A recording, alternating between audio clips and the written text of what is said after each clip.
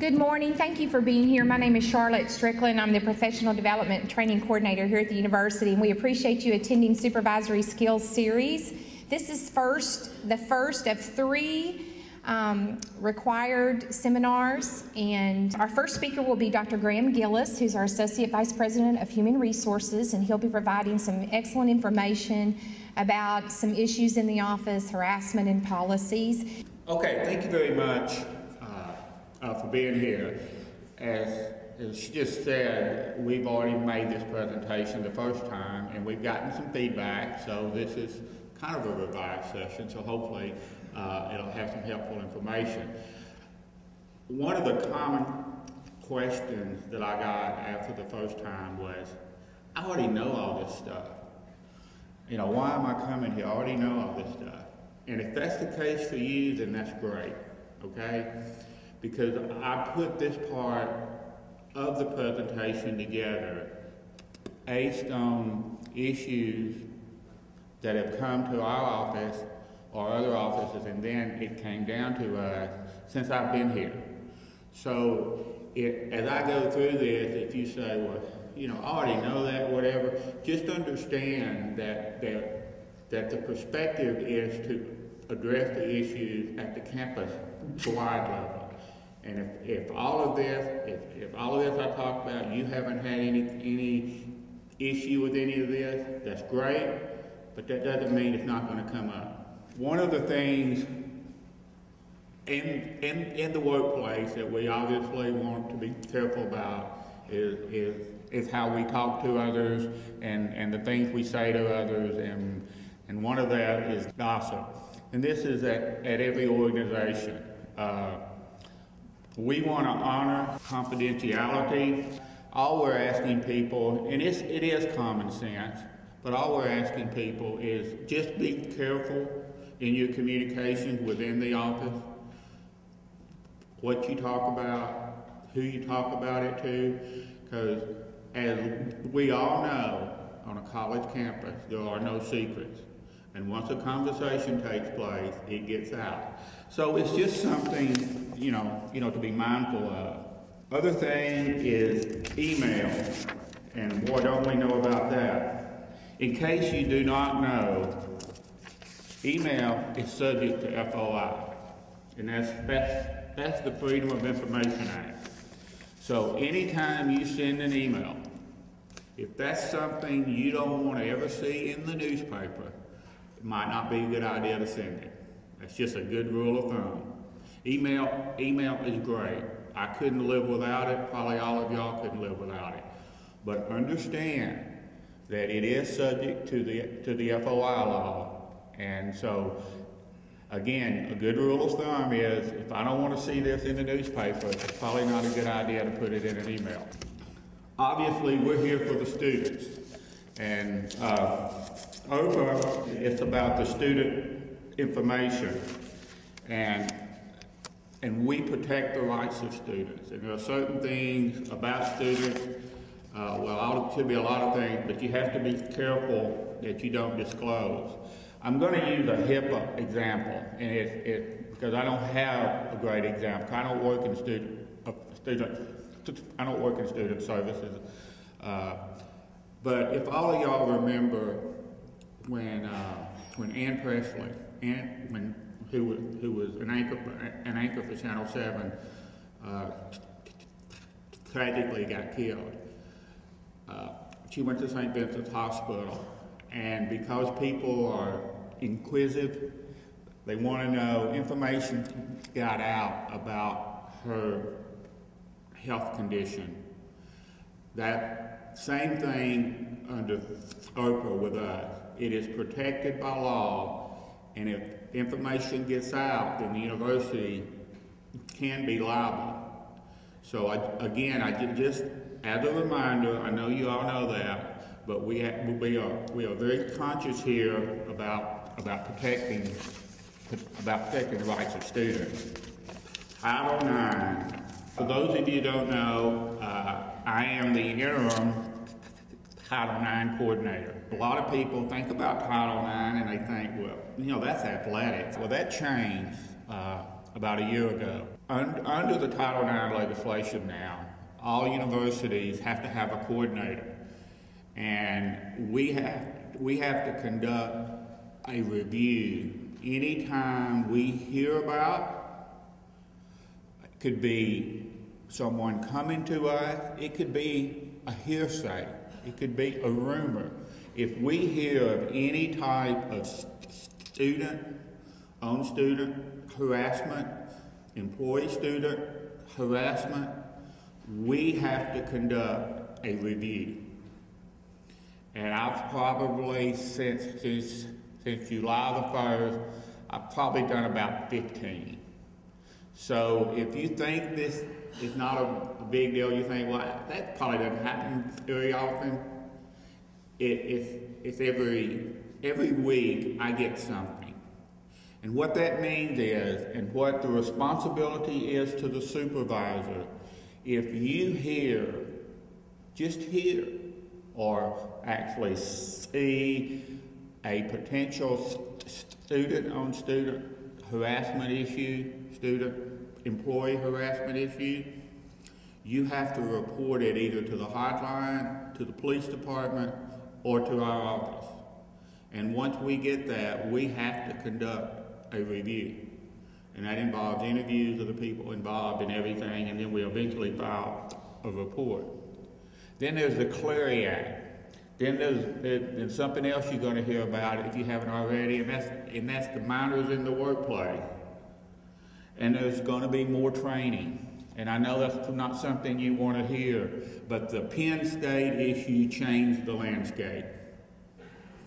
It just changed the landscape. So we're going to have more training. Hopefully most of it will be online, so you don't have to, you can do it at your convenience. Let me tell you what else is coming. It's going to be the background checks. We've not done a lot of background checks up to right now. We do background checks for certain positions we hire for. There's coming a time when whoever you want to hire, before you hire them, we're going to have to do a background check. It's coming. And it's just the pressure from all of the things that have happened out there. So I want to just alert you to that, because those are things that you're going to be hearing about in the next few months to the next 1 year. I want to move on to the office environment. Our office and others get a lot of questions about what's appropriate in the office environment. The first thing I want to talk about, and it's on page 39, we have an outline here about the dress and appearance. That is up to the department, just about for the most part. There are some departments out here that have to wear a uniform, have to wear a certain shirt, or have to wear a certain outfit. That's just a requirement of that area. Others have a little more flexibility, whether it's some days you have to wear a tie, sometimes it's not required. All we ask is that whatever your office codes are or policies are on that it is professional for what you do. Casual Friday. All employees are encouraged or are given the opportunity on a Friday to wear the UCA colors and wear blue jeans. It's just a casual thing. However, we all have different things that occur during the week. If I have a meeting, if I have an event on a Friday that does not allow me to wear the casual Friday attire, then I can't do it. And so for all of your departments, that's a decision that has to be made at your department. If events are scheduled for that day where it's not appropriate, then the department head or supervisor can ask you, hey, you don't need to wear jeans tomorrow. We're having these group come in, or we're going to this meeting and stuff. That is appropriate. However, if it's a normal day, if there's nothing going on, then it's okay to have the casual attire. Office lunch hours, breaks, all of that. We're basically 8 to 4:30. With, you know, there are some offices that open early, some stay open late. That's to the discretion of your office. We normally get an hour for lunch. Again, that's because we don't take, on average, we don't take the regularly scheduled 15 minutes in the morning and 15 minutes in the afternoon, so that gets thrown into your lunch. But you have flexibility depending on the needs of your office. And I don't want to underestimate, as a department head, as a supervisor, you have the right to establish those hours. The only thing is they need to be consistent and they need to be fair to everyone in the office. In other words, you're not allowing one or two people to have a favorable schedule versus others having an unfavorable schedule. Like compensatory time and holiday. All employees are not allowed to earn compensatory time. However, during the holiday break, because the university has closed, because the administration has closed the university, all employees are allowed to earn comp time just for the 2 days that you're required to take either comp time or vacation. And we sent out a notice in the spring. We would try to remind people, allow your employees an opportunity to earn at least the comp time that will cover the holiday break time. However, if the employee says, I would just rather use my vacation, I'm not interested in earning comp time, that's fine. Next to the grievance policy. And let me tell you right off, the information that you have in here about the grievance policy, I believe it's on page 42. We have a revised one that is going to go before the board at the December 7th board meeting. It has been approved through all the channels. I know that I think Staff Senate has approved it. If not, they're in the process of doing that. It's not a whole lot of change. I will say one significant change, though, is that a termination is not a grievable action going forward. It has been in the past, and the big reason for this change is Arkansas is an at-will employment state. So our policy was going against Arkansas law. Now that doesn't mean if you have a termination and that person disagrees and they want to file some type of action, they can do that through EEOC and other avenues. But it's not going to be a grievable action on the campus. That's really the only change.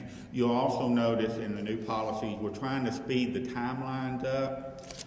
It was too drawn out. It was very frustrating for all of us who were involved. And so we've heightened the timelines a little bit. So if there is one, hopefully the response will be a little quicker. There's always extenuating circumstances. This policy allows for that, so that will still be there. If you'll look on page 42, again, it defines what a grievance is. What's the purpose of a grievance? It's to give all employees action to come forward and say, I'm being singled out. There's something happening here, or I've either been singled out, I've been harassed, it could be a lot of things. but it gives all employees an avenue to have that resolved. And there's several steps you have to go through. Hopefully, the grievance will be resolved in the early steps. But it goes all the way. There is a committee that is randomly assigned to hear the grievance, and they will be your peers. And then at the end of that, there will be a recommendation to the president. But that is for all employees in their benefit.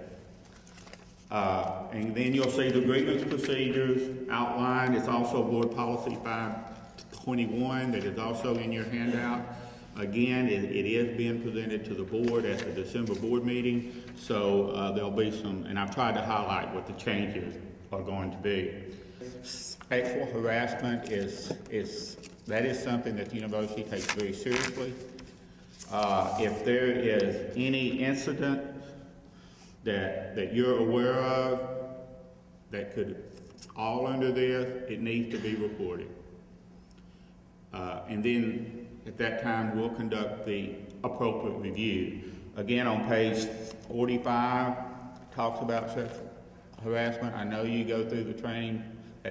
I know that comes from Charlotte, so I know that we highlight that already, but I can't emphasize enough that's something we take extremely serious out here. There are some examples that are listed on page 46. You've seen these if you've been through the training. I'm not going to go over them because all of y'all have to go through the training, but these are just some examples. It can be something else. It can be a physical action. It can be words. It could be a lot of things. I tell people all the time when I have to intervene in these type of situations, words mean things, so be very careful in your choice of words, because what may not seem like sexual harassment to you could be perceived as sexual harassment to the individual. So just keep that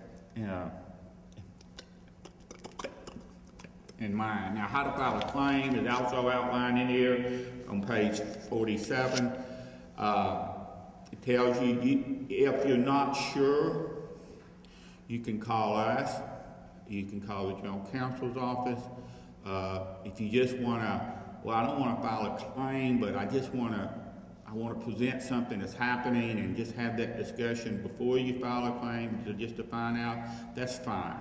We encourage that. If we can be preemptive on the front end, that's great. We would love to do that. But it is something we take very seriously here at the university. Workplace harassment is something that could include sexual harassment, but it could also include other things. There's an addendum in this handout. It doesn't have a page number at the bottom, but it talks about workplace harassment, and that could, it talks about the risky behaviors that can be associated with that. Again, it's just something that you need to be mindful of in the workplace. 1/3 to a half of the incidents that has come to our office that I think would fall under this could have been prevented through appropriate communication. And that's why I always go back to words mean things. If you're in a situation where you're trying to deal with an office where you have multiple assignments and everything, and you're wanting to try to balance it out, try not show favoritism and all of that. Again, when you do that, be careful about the words you use. The other thing is, in an office, is to be careful, if you can, not to have the cliques in the office. You know, we're a community. A lot of us are good friends with each other, whether it's in the office or within the division. That's okay. It's just that supervisors and department heads need to be careful that the work allocation or the reward system that you may have in your office aren't designed toward individuals that you like or that you hang out with. You know, this is not to say that you can't have friends in your office or anything, but if you have people in your office that you tend, you know, to hang out with or everything, others will notice that. So that's going to just kind of be on your guard that you're not having any kind of favoritism to that group. It's because you have an association with them after work and things like that. I'm going to close because I didn't want to take up a lot of the time because we do have a good presentation, but I also wanted to close and say that I think this is a great place to work. And above, and I guess factoring in everything, our issues aren't any different than issues at other campuses and organizations. Ours do get highlighted sometime more, depending on what they are. But all of us, as department heads and supervisors, have a responsibility to create a working environment that will allow success for everyone. And while the things that I have talked about today, again, for a lot of you are saying, you know, I already know that's common sense. These are the issues that have come to our office across the campus. Whether any of you in here have been involved in them or not, I can't say for sure. But even if you ever have questions about your office, how you run your office, what your policies are, if you wanna come visit with me or talk to Katie Henry or others, you know, that's certainly something you can do. Because again, we wanna hopefully have things fixed on the front end, that things don't occur at the back end. And with that, I'll open it up for questions. Kathy Lee founded her company North Star Consulting in 2010. Kathy has 30 years of experience in frontline leadership and highly competitive environments.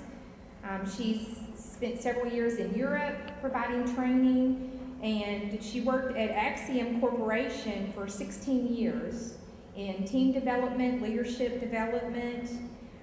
I know I came to know Kathy through our church. She was a church administrator and worked very effectively in leadership, teams, volunteer organization, and she was even a part of a benevolence network that was here in Faulkner County to help those who were less fortunate, and worked with individuals to exercise leadership principles, equipping and empowering them to assist other people. And she just does an excellent job. I had the privilege of hearing this presentation, and if you have your handout, this is what Kathy will be covering today: practical skills for resolving conflict.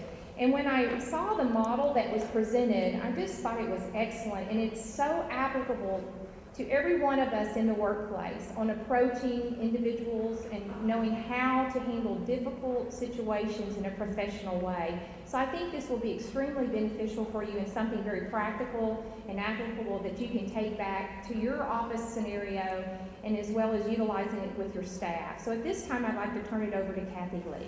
One of the reasons I love to share on this topic is because conflict happens in everyday life. and because no one teaches us how to deal with conflict. It's not a life skill that you just pick up in life. And everybody is different. So we've got to learn how to solve conflict in a positive way. So that's why I love this. The first thing we're going to talk about is that conflict resolution is a function of leadership. Leaders need to be the first ones to lean into solving conflict. They need to model conflict resolution to their employees and their subordinates, to their coworkers.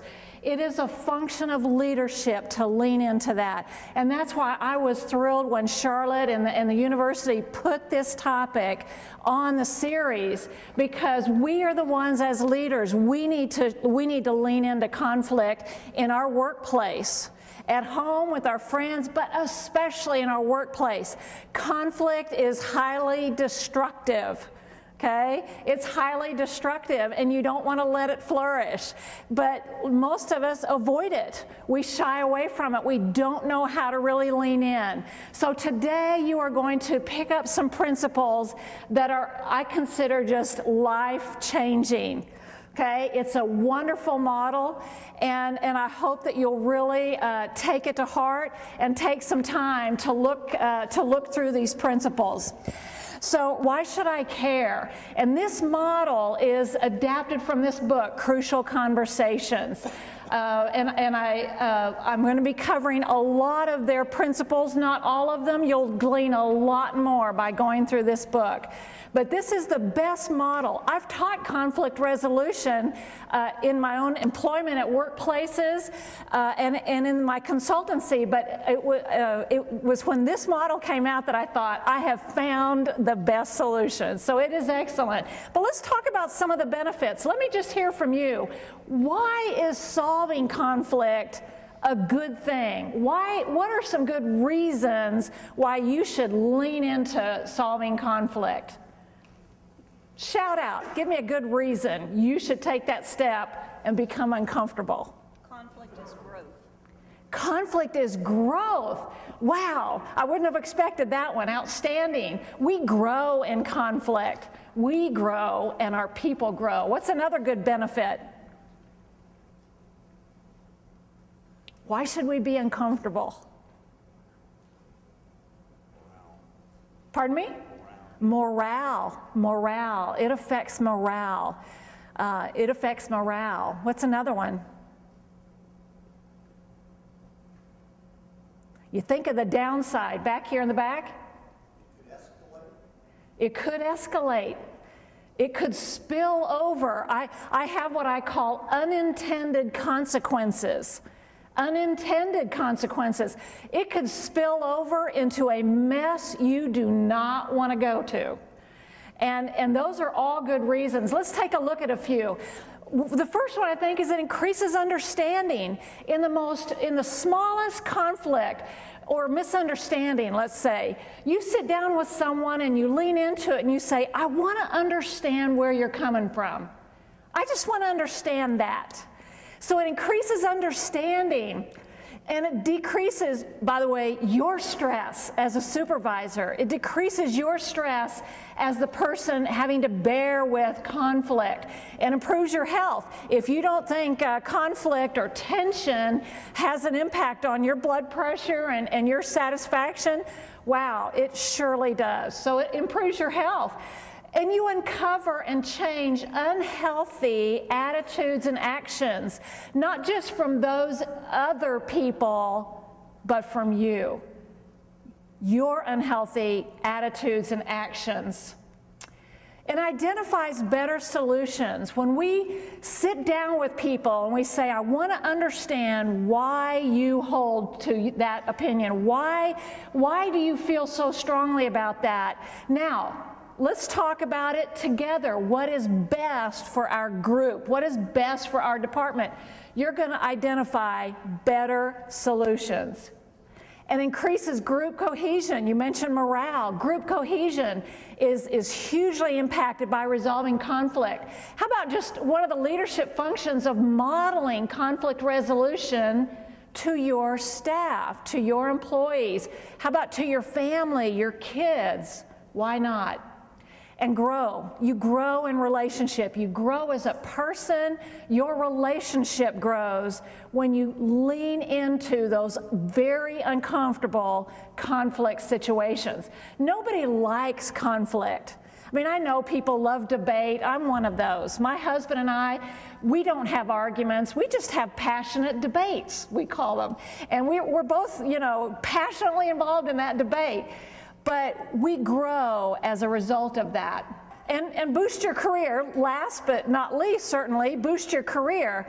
Let me just pose to you, if you and another person had put your name in for a promotion, and you were both pretty equally qualified in your skill set, but one of you, let's say you, had come to this training, and you worked better with your subordinates.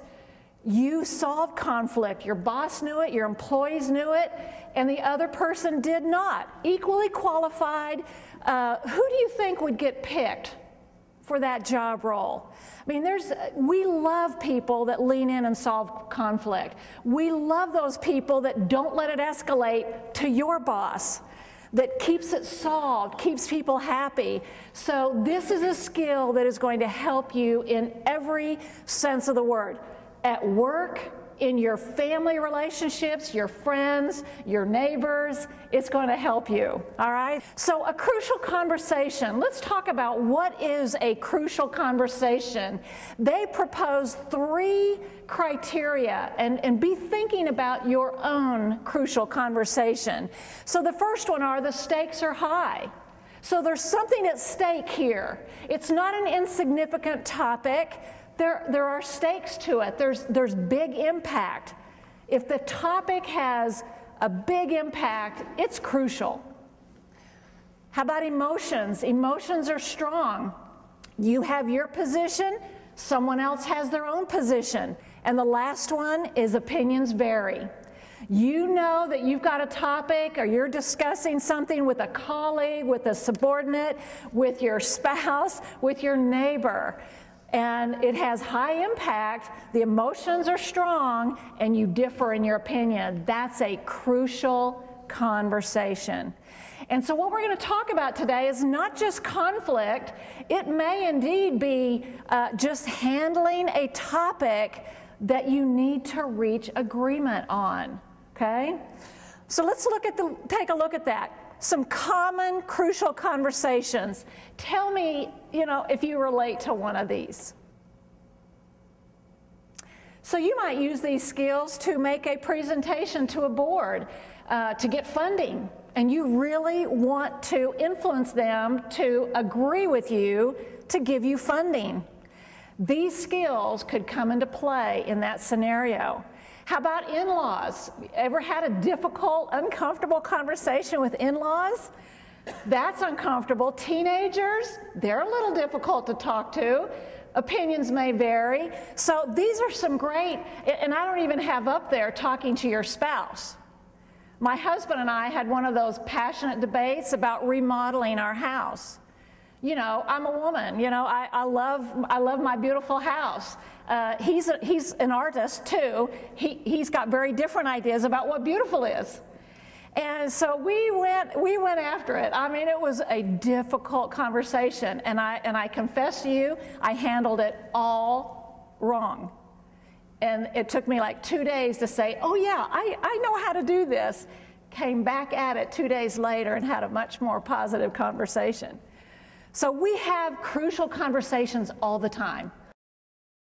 Curly said, there's only one thing that matters in life, just one thing. And they're like, really? What is it? And you remember what he said? It is for you to figure out. So, and they're like, wait, I'm not going to do that to you, okay? I'm not going to pull a Curly on you. I'm going to tell you the one thing that you need to know. If you stop listening after this, at least you'll have gained something. Here's the one thing. Skilled influencers find a way to get all relevant information out on the table, okay? All relevant information, not the least of which is out of their own, out of their own mind, out of their own selves, to say, what's important to me? What's relevant here? Now, what's important to you? And let's get it out on the table, let's look at it, and let's deal with that information. Because as long as you're dealing with irrelevant information, you're solving the wrong problem. So skilled influencers get all the relevant information out into the open. That is the key to this working and is the key to everything. So there are many styles of resolving conflict. You'll be familiar with all of these. We've probably all practiced them. So the first one is we can ignore it. We can just pretend it's not there. We can let it go by. And let me tell you, sometimes little squabbles, that's the right thing to do, is just ignore it and let it go by. Not crucial conversations. We can't do that. The second one is to smooth it over. Maybe we are going to try to make everyone happy. We're going to accommodate everyone, just kind of smooth it over, and hopefully it'll go away. And sometimes this works. Sometimes it doesn't. We can also, particularly as supervisors, we can use authority. We can just say, do it because I said so. Stop because I said so. We can threaten, we can use our authority, and sometimes that works. But there's usually an undercurrent that remains in that situation. Not always the best one. We can negotiate, reach a compromise. Sometimes that's effective. You give a little bit, I'll give a little bit, we'll move forward. Sometimes that works. What I want to present to you today is collaboration. And that is a relational style of resolving conflict that works in both of you in relationship, finding a solution. We're going to collaborate on it. I'm going to find out what's important to you, and I want you to hear what's important to me. And from that, we're going to come up with a solution. All right? So let's talk for a minute about the power of dialogue. Just the power involved in speaking to one another. I want you to see this story. This is a true story, okay? Woman checked into a hospital for a tonsillectomy. The surgeon erroneously removed a portion of her foot. True story. So how in the world does something like that happen? Why is it that over 98,000 hospital deaths occur every year from human error? Human error. Well, we are human. We make mistakes, right? But you know, in this situation, interestingly, no less than 7 people wondered why the surgeon was operating on the foot, but said nothing. They said nothing. Why did they say nothing? Excuse me? The authority of the surgeon. I mean, you know, they're brainy people. They know what they're doing. He must know something I don't. And all 7 kept their mouths shut. No one asked. He's the boss. I'm just here to assist. You want to take the foot off? Hey, I'm here to serve. No one said anything. But you know, surgeons are people too. They make mistakes. I shared this story with another group, and they said, you know what, I was in the hospital to have my shoulder operated on. The nurse came in, put a big X on that shoulder, and I said, why are you doing that? And she said, so they don't operate on the wrong one. You know, I want them to operate on the right one. And he said, well, that's pretty good that I asked, because that's the shoulder they're operating on, not this one. And I'm like, really? Now I know someone that really happened with. Fortunately, he hadn't gone under the ether yet. All right, so when people feel comfortable, when they feel comfortable speaking up and meaning flows freely, okay, the shared pool of information dramatically increases a group's ability to make good decisions. And that's the bottom line. In your department, don't you want to make good decisions? Don't you want to be effective at what you're called to do? I mean, who likes trying to get work done when there's conflict in the office? I mean, it's just so uncomfortable, and it affects the quality of work that we do. So we want to create a shared pool. We want information flowing freely. That's the goal. When information's being shared, we're going to make better decisions. So we typically have two ways that we deal with conflict. When we sit down to lean into conflict, we're going to tell it like it is. You know, we're going to sit down and say, you screwed that up. And it might be the truth, but it wounds the other person. We hate to wound other people, some of us more sensitivity than others, and so we don't really like that option. So a lot of times we're kind and we withhold the truth because we don't want to hurt their feelings. We don't want them to be mad at us. We really don't want to wound them, so we're kind. And that's what we tell ourselves. I'm going to be kind and let it go by. But those are really two sides of the same coin. One is I'm going to fight it out, and the other one is I'm going to run from it. Both of them are ugly options. Neither one of them work very well. But I'm suggesting that there's a third option. And it does require courage. It does, because conflict's uncomfortable. And it does require skill. We've got to know how to get in there and do it. But you can choose to be honest, but also respectful. There was a gentleman, this was his quote from taking Crucial Conversations training. My initial thought was, I really don't have time for all this stuff. I realized in the first few minutes, not only was I in the right place, but there was potential to learn something. I replayed past incidents in my mind and realized where I'd gone wrong. I realized that I paid no attention when interacting with others. I didn't notice when they went to silence. And I'd push. When they went to silence, signaled agreement. Just signaled agreement. If I can push them to be silent, they agree with me. I want to tell you, I've been there. I've been there. When I've turned silent and said, they're not going to listen to me. And I've also been there where I pushed until people gave up, got up, walked out the door. We do that. But after training, this is what he said. My wife tells me the pattern of behavior of the last 30 years has changed. Things that used to cause me to blow up at home no longer do. And she says it's like being married to a different person. I am a different person. Notice what he says, one even I like. I think there was a conviction that his mode of resolving conflict maybe wasn't the best approach. Crucial Conversations has changed me, and this old dog has learned some new tricks. So if you're feeling like, man, I don't have time to be here, that I already know how to handle conflict, you just might learn something today that's significant. How about dialogue with teenagers? This is from a mom. I found myself approaching the issue in all the wrong ways. I teased, I joked, I resorted to sarcasm. How many of us use that for conflict resolution or to communicate a message? Man, you're putting on a little weight there, aren't you? You know, little sarcastic jokes when we really want to sit down and say, I'm concerned about you.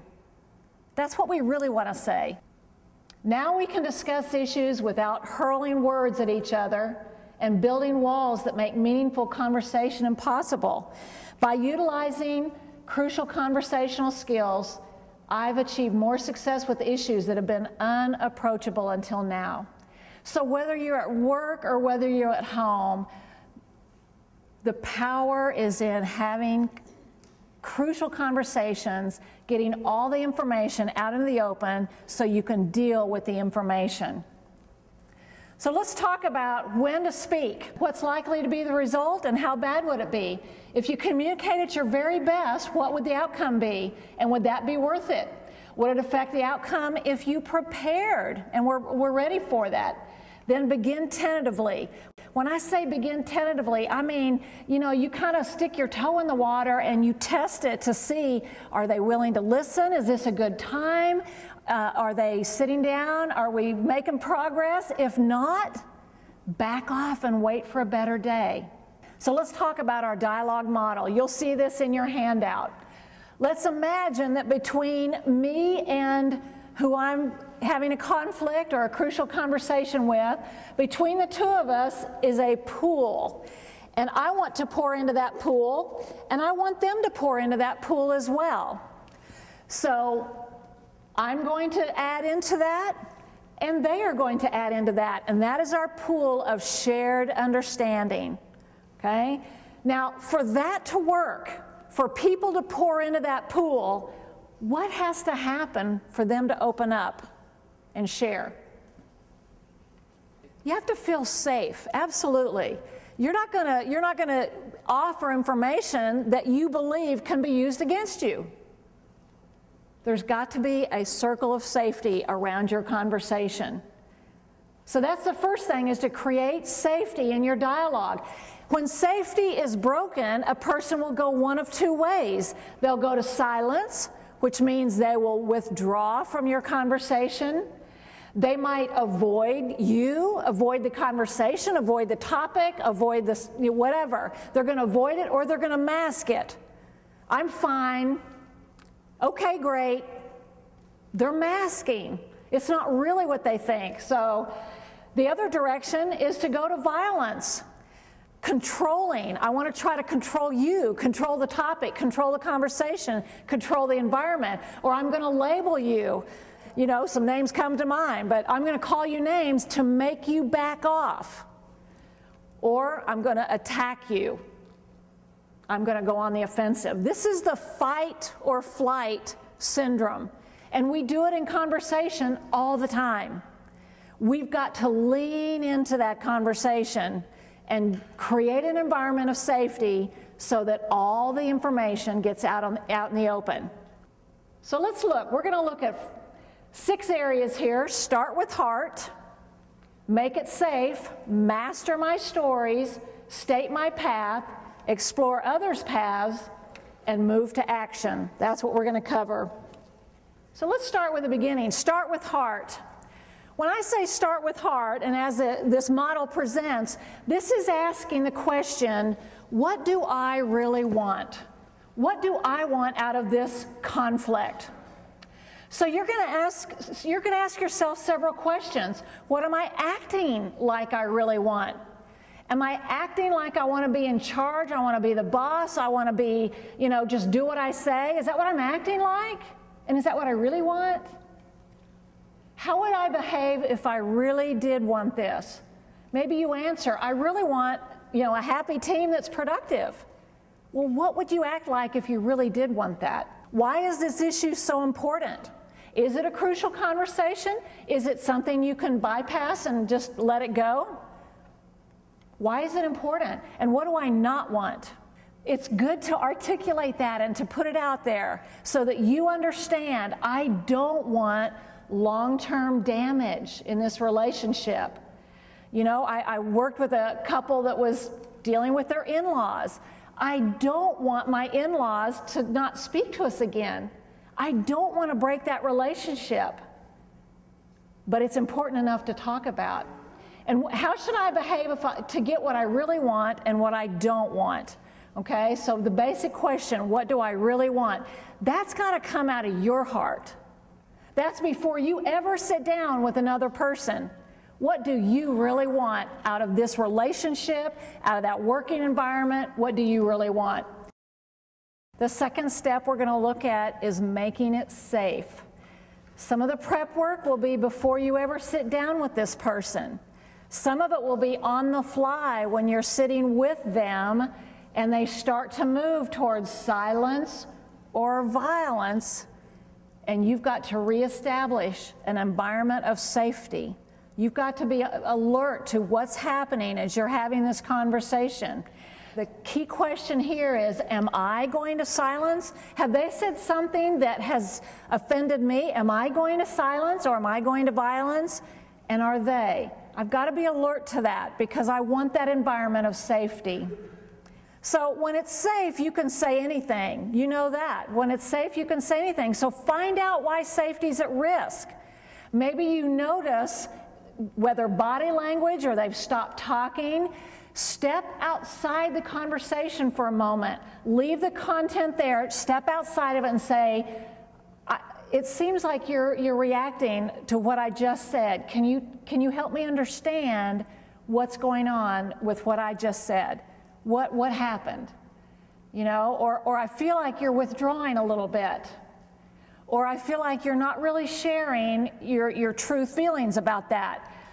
Can you help me understand what just happened? So you're inviting them sincerely to step back into that conversation, to reestablish safety so that you can find out what is going on and what is happening. What can we do? Two things that I think are critical in this stage: having a mutual purpose and exercising mutual respect.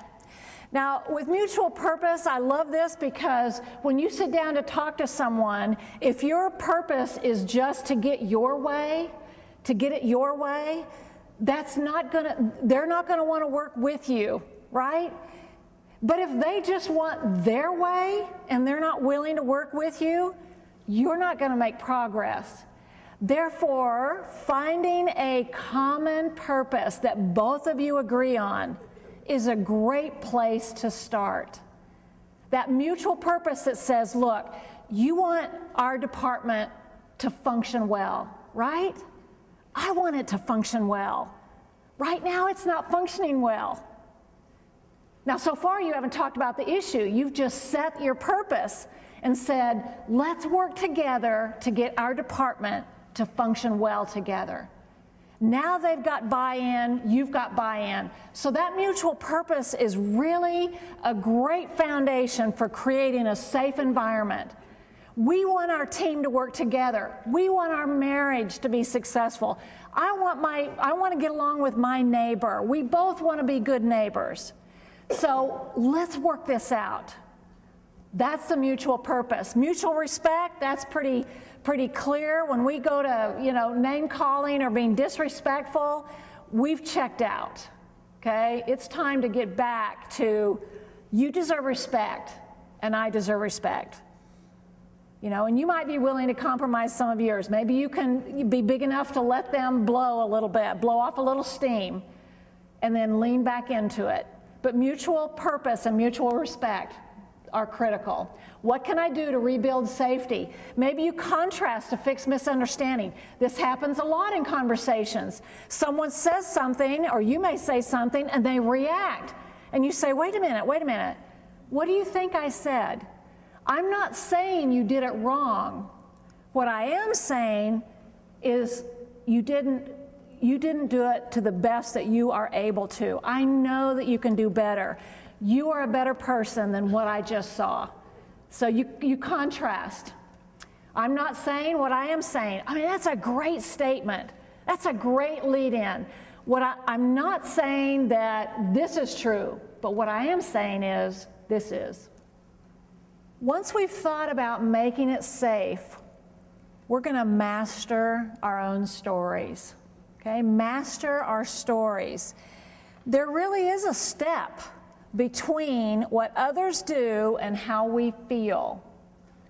That step is the story we tell ourselves. This is the part in conflict resolution that was so radically life-changing to me. I've realized this in my own life and in the lives of other people.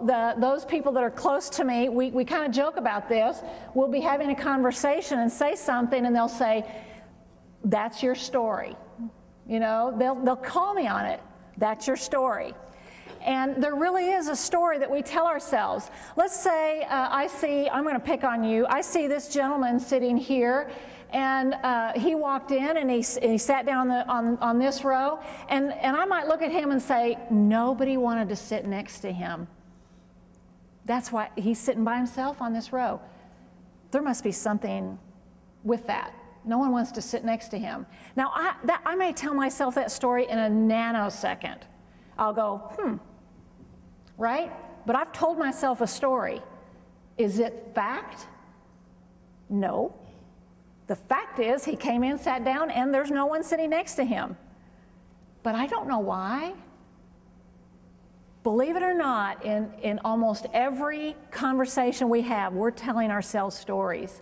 Those stories come from our childhood, from our upbringing, from our training, from our personalities, the way we filter information, the way our brain works. We tell ourselves stories all the time. There's a great statement here. Every sentence has a history. Every sentence has a history. It's our experiences. We've got to know that other people don't share our history.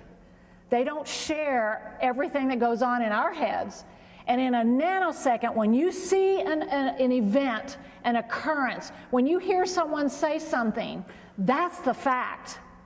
What you tell yourself is the story. So let's get a definition of that. Stories are our interpretation of what we have seen or heard. It's our explanation for the facts. It tells us why people are doing what they're doing.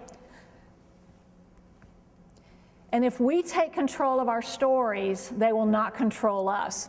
What's my story and what are the facts? Before you lean into any crucial conversation, separate out what are the facts and what am I telling myself about those facts? What am I pretending not to know about my role? This was huge to me as well, and I find people relate to this.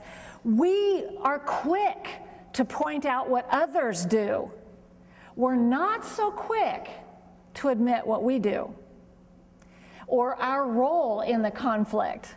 We kind of want to gloss over that. Yeah, I said something. Yeah, I said something. Yeah, I probably wasn't as nice as I could have been, and we're ready to move on. We need to really own our own stuff. We need to own it so that when we sit down with a person, we can be honest about it. And that's going to go a long way toward solving conflict. What should I do right now to move toward what I really want? So I want to show you a short video clip, and I want you to listen to these two men in a work setting talking about what just happened. And as you listen, I want you to separate out what are the facts and what are the stories they're telling themselves. Did you hear the latest? No, what is it this time? Division Engineering. They denied our request for redesign. I can't believe it. After all the work we put into that proposal, I mean, it's not like it was some half-baked idea. My team studied it for a month. Well, they're supposed to hold a meeting later today to let us know. I heard the results through the grapevine. What is the matter with those people? You know, if they work for a living, they'd realize that we have to make the change. As long as they could save a penny, they're happy. Never mind they could make our jobs easier. They don't care about us.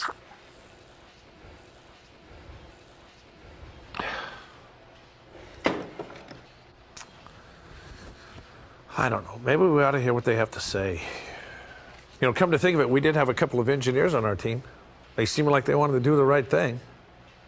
Yeah, I guess they got their reasons. Well, once we hear what they have to say, we'll know where to go next. Maybe we could come up with something that'll suit all of us. Yeah, I hope so. So what were the facts? They're going to have a meeting this afternoon. There weren't too many more facts in there. I mean, one guy said, my team worked on that proposal for a month. That's a fact. And what were the stories that were going on here? You remember those statements, you know? As long as they can save a penny, they don't care about us. That statement's probably never been said at UCA, right? I mean, those are the stories we tell ourselves. They don't care about us. And, you know, he heard it. He doesn't even know if they rejected the proposal. He only heard that through the grapevine. And he doesn't really even know. You know, another fact, they did have an engineer on the team evaluated. Very few facts. Now, and these guys got worked up over the stories they told themselves, which may or may not be true. I mean, they might be true, but we don't know. And they don't know until they hear. So, folks, this is what we do all the time. Now, this played out in a couple of minutes, but in your head, in a split second, you tell yourself a story. that's based in some previous experience or a bias towards the person, you'll tell yourself a story. I really want to challenge you. Start recognizing your stories. Our next step is to state the path, state our path. And by path, we mean this is how I've come to this place, okay? So we're gonna sit down with the other person. This is when we actually sit down and start talking with them. And we're gonna talk about our issue. We're gonna state the facts, and then we're gonna tell our story. Okay, we're going to tell them the facts that we saw, the facts that we heard, the things that are facts. We're going to say, this is what I saw, this is what I heard, this is what I observed. Then we're going to tell the story. This is how I perceive that action or those words. I saw you talking to a student outside the office door. It looked like you were arguing. Is that right? Okay, we're going to separate fact from story. Our story has bearing because it causes us to feel something. We feel angry, we feel surprised, we feel something based on our story. So we've got to get clear what it is. And then we're going to ask them, is that right? Is that what happened? I want to hear your side. Okay? So we're going to ask them for their path. We're going to talk tentatively. We're not going to say, I saw you arguing with that student out there. We're going to say, it appeared that, is that right? I want to hear from you. Tell me. I'm listening. I've tried to give you some phrases there to put in your back pocket. Prepare ahead of time, you know, by having those in your mind when you begin talking. It's starting to look like I don't think you intended to do this, but the result is you might be unaware, but, you know, be tentative about that. Or how do you see it? Or once you've stated your path, what am I missing here? Is this what happened? How do you feel about that? You're drawing out of them what's at the root of that. And also prepared to confess anything that you've contributed to the problem. Again, if you've done that ahead of time, the hardest thing is facing up to our own actions and words. If you faced up to that ahead of time, when you've analyzed your own contribution, you're ready to say, look, I didn't handle it well. Here's what I said, and that was wrong. I shouldn't have said that. Do you think that's going to go a long ways towards resolving that conflict when that other person hears you admit your part? Absolutely. I mean, people know that you are sincere when you're ready to admit your role in that conflict. Okay? We're going to explore others' paths. We're going to find out, what story did you tell yourself? You know, what do you know are the facts? So we need to be ready to listen and to draw out, to ask questions. I love this quote, seek first to understand, then be understood. That's not instinctive. We tend to go towards, I want to state my opinion. I want you to understand me. I'll talk and talk and talk until you finally agree. That's our natural style, is for us to be understood. We're going to tilt that on its head. We're going to say, you know what? Seek first to understand the other person. Ask questions. Draw out of them what's going on that this conflict exists. What's going on that you feel the way you do. And when we can see that, then we can say, here's what's going on with me. Even though we start with stating our facts, the other person may not be willing to engage or initiate with us. We've got to be the ones that initiate the conversation. And that's why we lead in with stating our own path. We as leaders, we as good spouses, we as good neighbors, we need to lean into that conversation and open the ball. But we're going to try to understand other paths. We need to ask questions, and we need to be patient. We need to give them time. People nearly always, when confronted with behavioral issues, will almost always be defensive as their first reaction. Just expect it. They're going to be defensive, they're going to have an excuse, they're going to blow it off, whatever. Let them get past that stage. Let them be defensive, let them kind of work through that for a minute, be patient, sit back, but keep leaning into it. Express your sincere desire to understand. Really, you want to understand their view. And then mirror their words or their actions. You say you're okay, but it doesn't look that way. You say you're okay, your tone of voice suggests you're not okay. I mean, reflect back what you're hearing, what you're seeing. Let them know you're not going to accept pretense. You want to get to the real issue. And if it's okay you are, can you tell me what's making you angry? This one, you say you're okay, your tone of voice suggests you're angry. If you are angry, that's okay. Can you tell me why you're angry? Make it safe for them to be honest. This is the key, making it safe for them to be honest. And they may not totally be honest, but if they come a little ways, meet them there. Meet them there. We don't like being called on the carpet.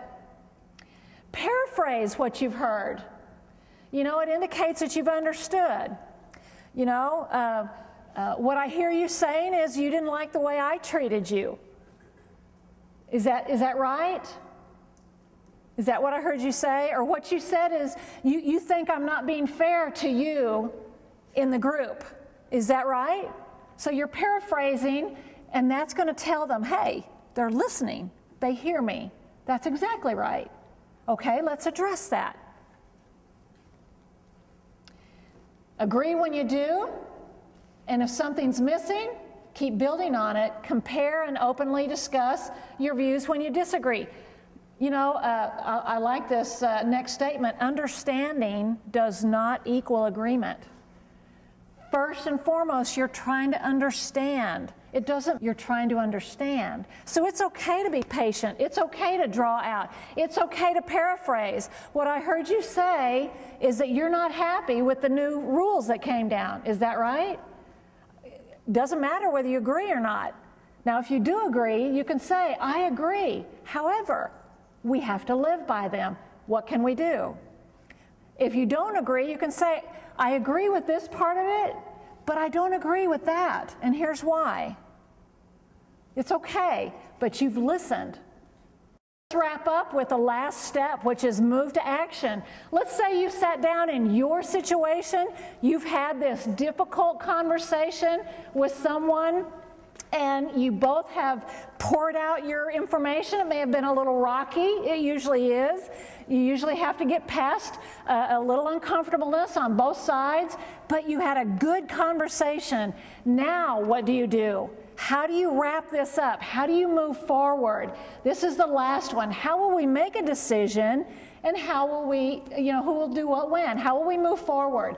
These are the questions you want to ask. Decide how you're going to decide. Ask them, how should we move forward? There are different ways to decide. There's command, okay? Decisions are made without involving others. You can consult. Input is gathered. You can vote. Let's vote on what we do. Sometimes that's appropriate. And you can reach consensus. There are lots of ways to make decisions. You know that, being a supervisor in your workspace. There's a lot of time. There are many times when any one of these might be appropriate. But when you're dealing with a conflict, I would submit to you that the most effective one is to reach consensus. And consensus doesn't mean that I get everything I wanted. Consensus means I agree to live with what we decide. I agree to give up a little bit. I agree that this is the best solution given where we are. We may not agree on everything, but I can agree to move forward in the way we've decided. That's going to be the most effective. It's going to eliminate any tension and anything residual. So determine who does what by when. If you're talking with a subordinate, ask them. So you are going to take steps to da-da-da-da-da, and when will you start that? I'd like for it to start immediately. Would you agree? Yes. Okay, so immediately you're going to do this. I am going to have that conversation with somebody else that may be part of it. I will have that done by Wednesday. Okay, you agree who's going to do what by when. And you make deliverables crystal clear. When you talk about you're gonna talk to students in a more respectful manner. Okay, you might want to describe what respectful means. You know, you're not going to shout. You're not going to make them feel like, you know, they're dirt. Whatever. Make them crystal clear so there's no ambiguity.